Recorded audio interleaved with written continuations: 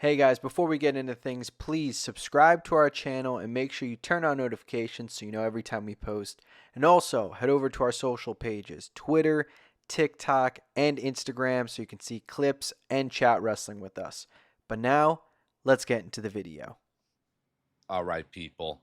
We got a lot to get into tonight. Friday Night Smackdown, hell of an episode, but it's yours truly, Snowden here, one half of C2 Wrestling, getting right into the action from tonight's episode. I'm going to jump around the show a little bit. I want to start with big news for the women. Introduced by Nick Aldis, a Women's United States Championship, a women's mid card title on SmackDown, Friday Night SmackDown. Now, pros and cons. A lot of pros. We'll start with that. A lot of pros, mostly pros. I have a little bit of a gripe with how they did this. I feel like when you're introducing a first ever championship, first of its kind women's championship, they did it in a backstage segment. I feel like you could have fit it into the show somewhere. You could have had a couple minute segment of Nick Aldis out in the ring. It could have been exactly what it was, just out in the ring in front of the fans, and it holds more weight. It already just adds a little bit more value, a little bit more prestige to the championship. Sorry, now, it's not a huge deal. They're still going to present this title well, but I feel like that is something they should have done. Um, After the title is announced by Nick Aldis, Michael Cole on commentary goes on to say that this title will be on SmackDown and Raw. Both women, or women on both brands, I should say, can win this championship. I love the brand split. I'm a big proponent, so is CTD, of the brand split. Now, they've done this already with the women's tag titles. I get it. Now, the women's tag titles were introduced at a time where there wasn't women's tag teams. You know, there was a lot more prep that should have went into introducing those titles to begin with. I feel like it's the same with this maybe. Maybe there should have been a little bit more prep before you introduce this championship. It should not be cross-brand. I do think the title should be exclusive to SmackDown, and then Raw should at a point also get its own exclusive Intercontinental Championship, sure. Now, I do also think they should have introduced a women's Intercontinental Championship first. That's me just being picky. The Intercontinental Championship is the original men's mid card championship. I feel like it should have stayed that way with the women's. The Intercontinental title holds more prestige as a name than the U.S. Championship does. So I feel like doing a women's Intercontinental Championship first would have been bigger. It just could have held more weight again. It could have been a better moment. Now, the title being on both brands again, I'm not big on. I do think, especially with how WWE even talks about it, the women's rosters between all three brands, SmackDown, Raw, and NXT, are very large. They're very diverse brands. And I feel like they talk about that all the time. And it's a good thing to talk about. But I feel like if they were as diverse and the talent was as spread out as they are saying, and as we know it is, they would be able to have their own women's mid card title on each show. Especially considering Raw going to Netflix soon is kind of at a little bit more of a free will network, you know, a free will streaming service, whatever you want to call it. Their time frame is going to be more 2 to 3 hours. It's not quite confirmed yet. SmackDown being a 2 hour hard cutoff between men's main tag and an or U.S. championship, and then the same with the women's. You got 6 titles on that show. It's good, but it's a lot to get through.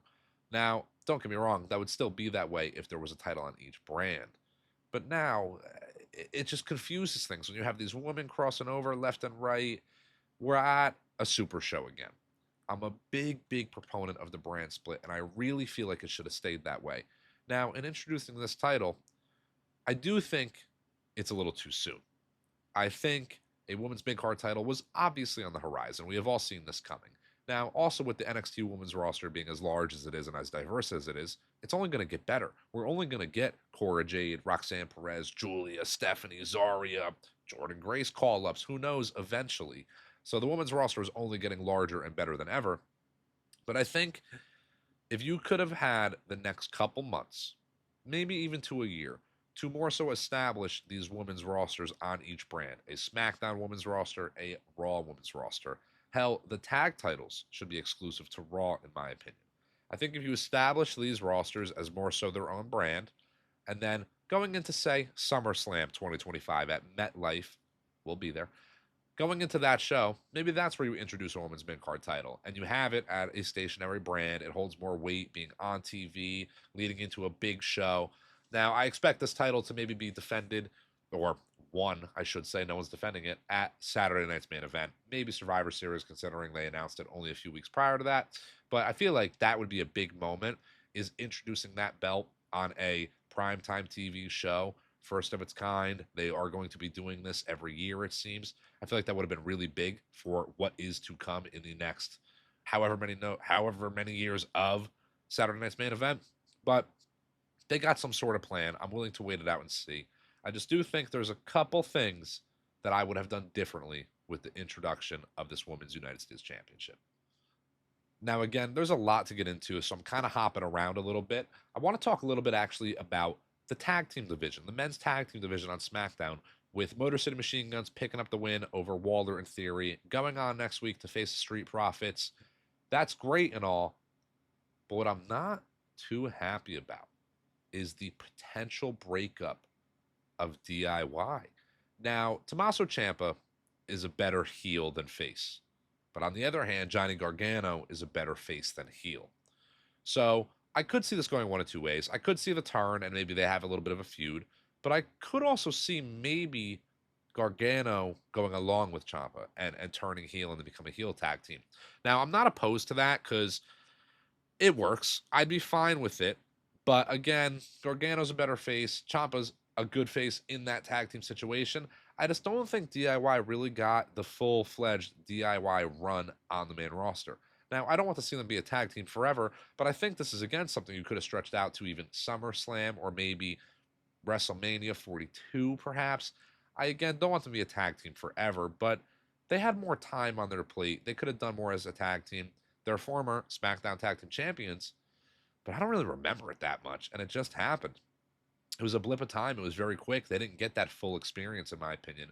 So splitting them up, I don't know how I feel about it, but I like that they're involved. You know, they are definitely focusing on DIY. They're one of the main tag teams on SmackDowns. Ciampa, pissed that he's not getting the tag title match next week against the Motor City Machine Guns, but it's clearly leading to something.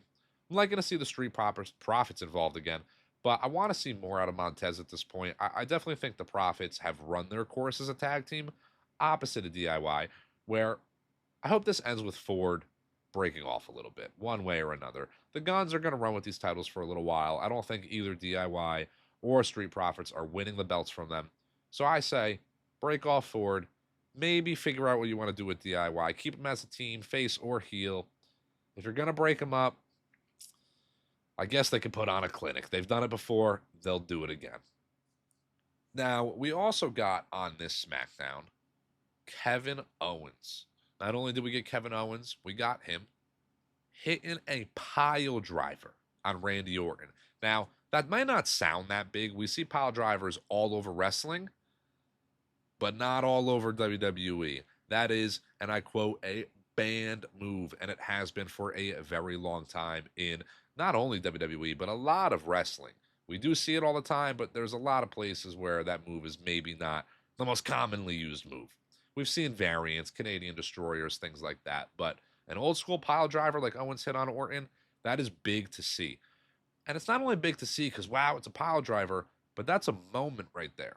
Now, they could have had a lot of things happen here. Owens could have hit him with a pop-up powerbomb, could have clotheslined him, punched him, attacked him, powerbomb on the apron. That's already big enough. But a pile driver is special. That move has worth to it when you only do it once in a blue moon. When you're slinging it left and right, it's any other clothesline. It's any other punch. It doesn't do anything. But the whole tension between Owens and Orton, being friends, Owens turning for the right reasons, he says, it adds value to that in the sense that Owens didn't just turn on Orton. He didn't just go against him. He went for the kill. That is a rough move for somebody to hit in the world of pro wrestling. A power bomb, I almost said. A pile driver to Randy Orton. Owens was out to hurt him, and he did. I think Cole went on later in the show to say that there was unknown cervical damage, something along those lines, to Orton. Now, this is obviously storyline based, but they're going somewhere with this. I think it keeps Orton off TV for a little while and helps the Owens-Cody feud move forward, potentially facing a Survivor Series. or Saturday night's main event again, which would more so fit the bill in my opinion, again. But it's great to see. That was a great segment all around. Owens as a heel is another guy like, as I mentioned before, Tommaso Ciampa. Much better heel. Love to see it. I love the route they're going. It's great stuff. I'm looking forward to what's to come. Now, back to the beginning. Opening the show tonight was Roman Reigns, Jey Uso, Jimmy Uso, their bloodline, and Sami Zayn. Sami Zayn, Jey Uso on the same page. Jimmy a little bit as well. On the other hand, Roman, Jimmy on the same page. Jey a little bit. Everything's kind of messy right now. The idea going into this show was obviously War Games might get set up here. Now, Sami Zayn trying to fold back into the mix. He's laughing, he's having fun, he's joking, bringing up all times, drives on the SUV, old Jey in the back being the hater he once was, Jimmy and Sammy doing the handshake, Roman all strong and tough, sitting all cool. But did it work? Not at first. Roman says something along the lines of, he's not blood, he's not honorary, he ain't an Uso. And it ends almost at that. Jey to confront Roman backstage, grabs him by the arm, they make a big moment out of that. Jey ain't taking no more shit, essentially, is their point in that. Roman, a little baffled that he was stopped. Jey walks away upset. Even Jimmy walks away upset. Now, to end the show was the acknowledgement of Solo Sikoa by the Bloodline. Solo comes out with Tama Tonga, Tonga Loa, and Jacob Fatu. Pretty quick into that promo, Roman Reigns comes back out alone, no one behind him. Roman Reigns comes out specifically to challenge Solo in a singles match. Doesn't really fit the bill for what we know is coming up. Solo, on the other hand, challenges Roman to a 5-on-5 War Games match. Now, Roman, obviously confused. You only got 4 of you. It's only you guys. Who's the 5th? There was a moment in time there where I thought we might get a Hikuleo debut here, actually. But Solo says his 5th member, that's his dog. Solo's dog. Sami Zayn, who walks out to the arena, stands at the top of the stage. You can tell he's a little off. Something's not right, sitting well with Sami. And Roman starts to get jumped by this new bloodline. Sami Zayn still standing at the top of that stage as if he's a part of Solo's bloodline. Jimmy and Jey come out behind Sami, run into the ring, make the save on Roman to a point. Solo gets Roman in the ring, about to hit him with the Samoan spike, looks down. Come here, Sami. Wants him to come down to the ring, hit the haluva kick. Holds Roman Reigns up by the hair, holding him there, waiting for him to get kicked. And Sami takes the turn, kicks Solo instead. Shoe comes flying off. And that's great. I think it's exactly what we all expected, but it's what we needed out of this. Going on to assume that these 4 will team up against the 4 of the new bloodline, Solo, Tama Tonga, Tonga Loa, and Jacob Fatu. At the very end of this segment, Roman Reigns gets up, looks around. They take out the bloodline. Everybody's kind of waiting. And Jey, surprisingly to me, the first one to throw up the 1. Jey throws it up. Jimmy throws it up right behind him. Sami and Roman have a little bit of a stare down back and forth. And then Sami throws up the 1, followed by Roman Reigns, ending the show. I think that is great. I think that's what we wanted to see. Now, us here at C2 Wrestling, we have been on record of saying it's been a bit rushed, but they're coming together with it a little bit more. The timing is starting to not bother me as much as it once had. I still think it could have been stretched a little bit further, but with War Games, you have no choice. This War Games, I understand we got factions like the Judgment Day and whatnot floating around, but this War Games had to be new bloodline versus old bloodline. There's no other way around it. There's a moment in time where Cody Rhodes could have filled that slot, but I'm very happy he's out of that picture and now involved in a totally separate title picture, in a way. Now, what I am hoping comes out of this whole bloodline versus bloodline match is a little bit more dissent from Kevin Owens. I think we've all predicted this. I've seen this online a bunch as well. Kevin Owens might get that last straw when he sees Sami Zayn team up with the bloodline. That might be it for Kevin Owens. He might officially really snap. I don't think we've seen the most out of Kevin Owens in the destruction he's caused. I think we've only seen a little bit from him. Sami Zayn going out there, teaming with the bloodline. If they stand tall, maybe that sends Kevin Owens over the edge, and we only get another layer out of both of these stories. I don't know quite where they go after War Games, but I'm looking forward to what's ahead. It's great, great stuff.